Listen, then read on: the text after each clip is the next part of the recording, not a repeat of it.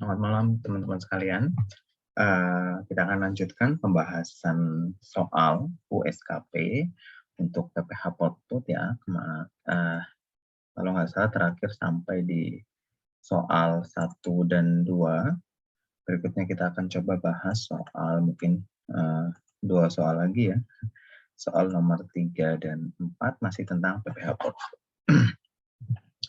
Di soal nomor 3, pengembang PT Aquila Estate di bulan November 2010 berhasil menjual 2 unit rumah sederhana masing-masing senilai 30 juta atas penjualan unit ini. Ini kan kejadiannya tahun 2010, maka kita masih menginduk kepada peraturan pemerintah yang waktu itu berlaku adalah PP nomor 71 tahun 2008 ya, tentang pengalihan hak atas tanah dan atau bangunan. Kalau sekarang PP-nya sudah diperbaharui, itu terakhir dengan PP nomor 34 tahun 2016. Jadi memang ada sedikit perbedaan antara PP 71 2008 dengan PP 34 2016. Kalau di PP 71 2008 untuk penyerahan rumah sederhana itu tarifnya sama sih, sebenarnya tarifnya sama-sama 1% ya.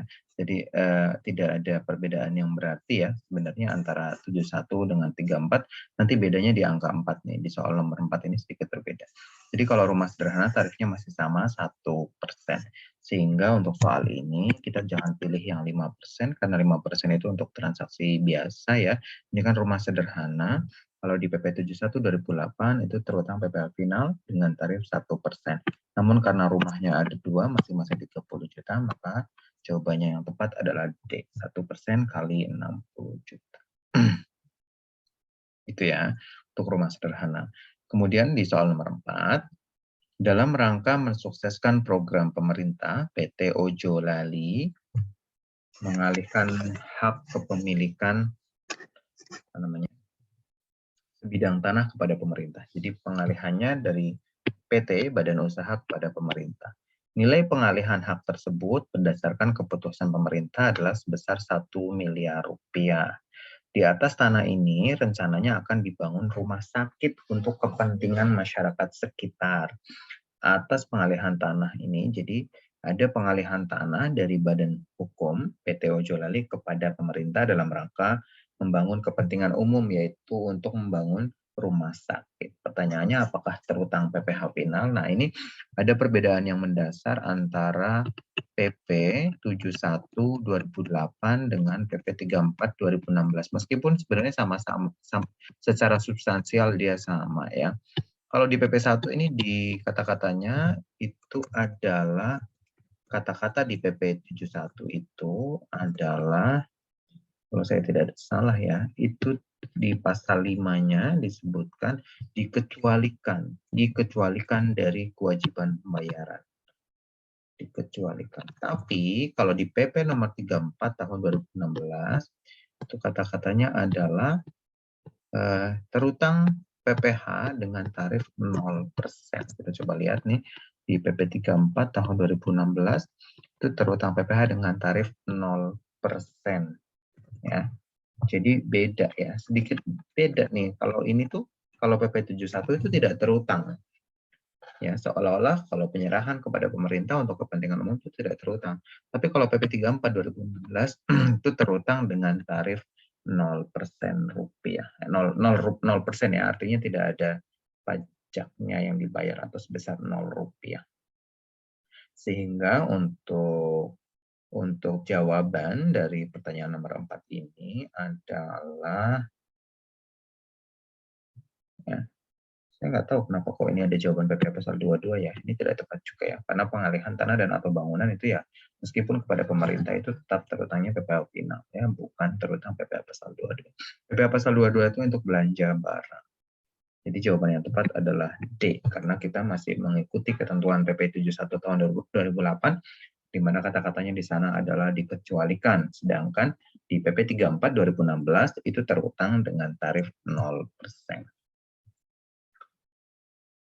Berikutnya, kita coba bahas soal nomor 5 dan 6.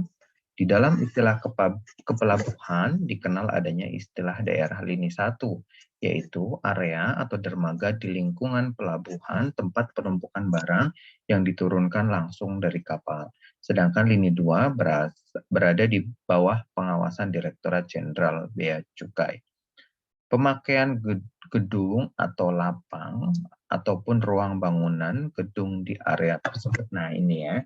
Ini pertanyaannya, bagaimana ketentuan mengenai sewa gedung atau lapangan atau ruang atau bangunan di daerah atau di kawasan lini 1.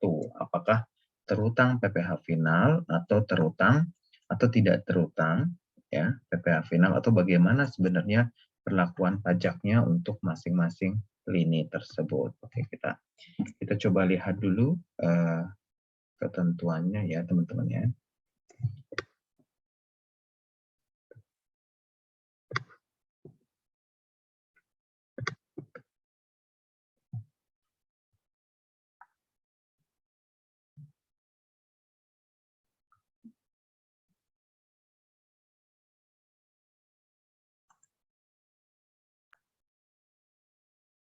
Oke teman-teman, jadi kalau kita lihat ketentuan ya, ini ada surat edaran yang cukup lama yaitu SE nomor 37 tahun 98 mengenai PPh atas jasa pemakaian gudang atau lapangan penumpukan di lingkungan pelabuhan. Jadi menurut SE ini di angka 2 disebutkan bahwa pemakaian gudang ya atau lapangan penumpukan di lingkungan pelabuhan di lini pertama dan lini kedua, jadi baik lini pertama maupun kedua, tidak termasuk pengertian sewa sesuai dengan ketentuan PP nomor 29 tahun 96, Jungto SE nomor 22 tahun 96, karena termasuk sebagai bagian dari jasa pelabuhan.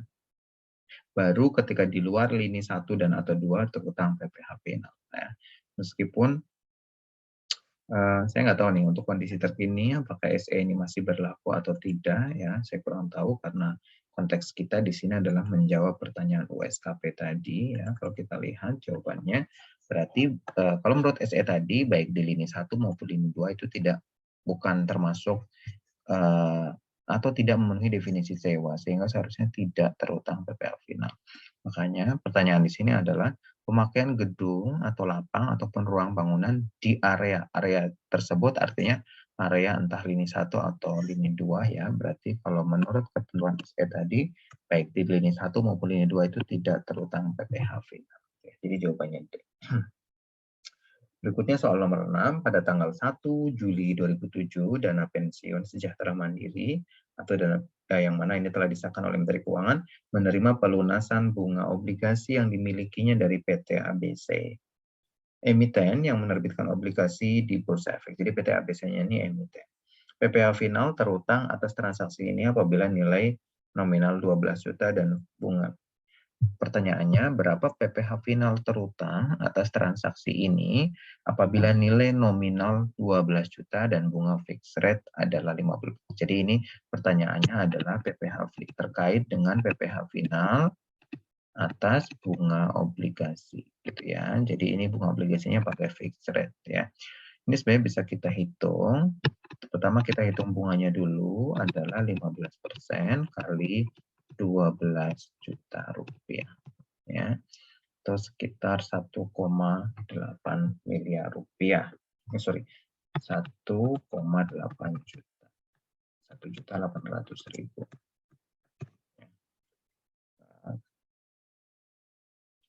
Kalau kita pakai tingkat PPh finalnya terutang dengan tarif 20%,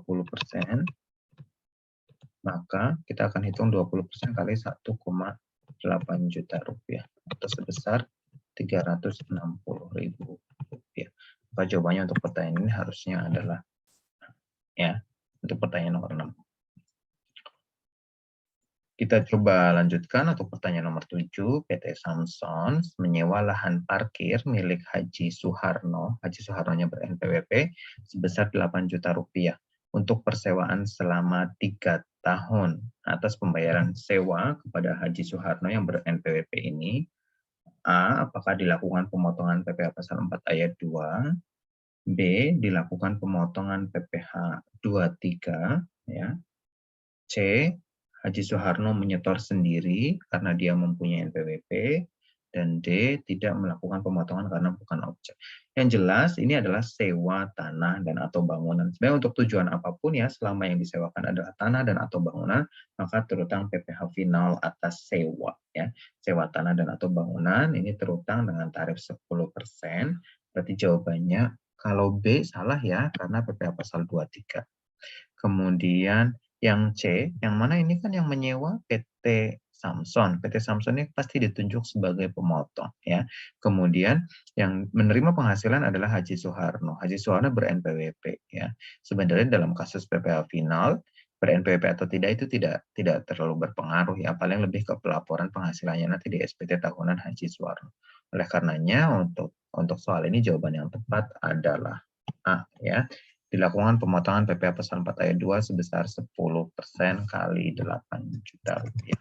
Jadi yang akan diterima Haji Soeharno adalah 8 juta dikurangi 800.000 rupiah atau sebesar 7.200.000 rupiah gitu ya. Terutang setelah dipotong PPh final pasal 4 ayat 2. Berikutnya, soal nomor 8, PT Smart adalah perusahaan yang bergerak dalam usaha jasa keamanan. Bulan Januari 2011 menerima pembayaran atas jasa keamanan yang diberikannya. Staf akuntansi mencatat penerimaan kas di sisi debit dalam pembukuannya sebesar Rp156.800.000, tidak termasuk PPN, dan menerima bukti potong PPh pasal 23. Besarnya PPh pasal 23 yang dapat dikreditkan yang berasal dari transaksi ini. Jadi 156 juta. Jadi PT Smart ini usaha jasa keamanan. Yang mana jasa keamanan ini juga salah satu jasa yang terutang PPh pasal 23 ya.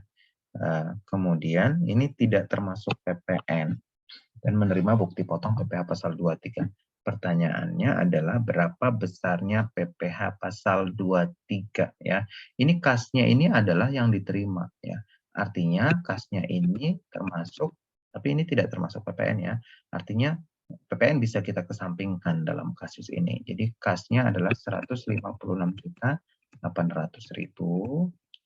Kemudian termasuk di dalamnya itu adalah kan PT ini memberikan jasa kemudian menerima penghasilan dipotong PPh pasal 23 ya. Jadi harusnya kreditnya itu adalah ini di sisi debit yang menerima kas ya. Kemudian dia juga ada mencatat pendapatan gitu ya. Pendapatan di sisi kredit ya. Serta dia juga mencatat piutang atau uang muka PPh pasal 23 ya. Uang muka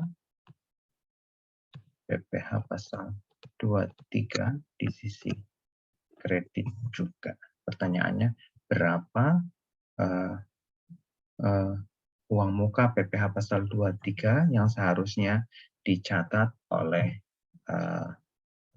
PT Smart. Baik teman-teman, jadi kalau kita hitung ya 156.800 ini kan sudah dipotong PPh pasal 23, di mana PPh pasal 23 ini 2%. Maka ini merupakan nilai 98%.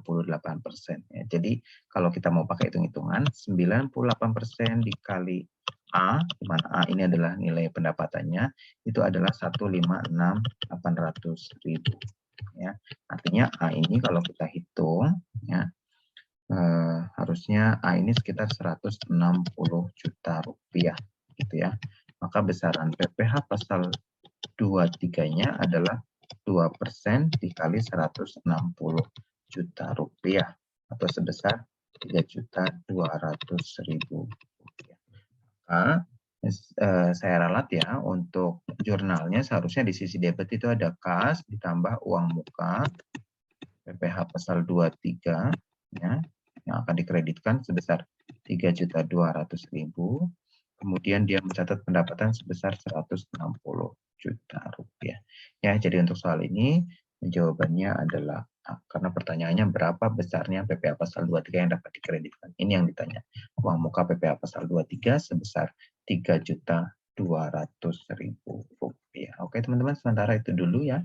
Kita akan lanjutkan di kesempatan berikutnya untuk soal-soal yang lain. Terima kasih.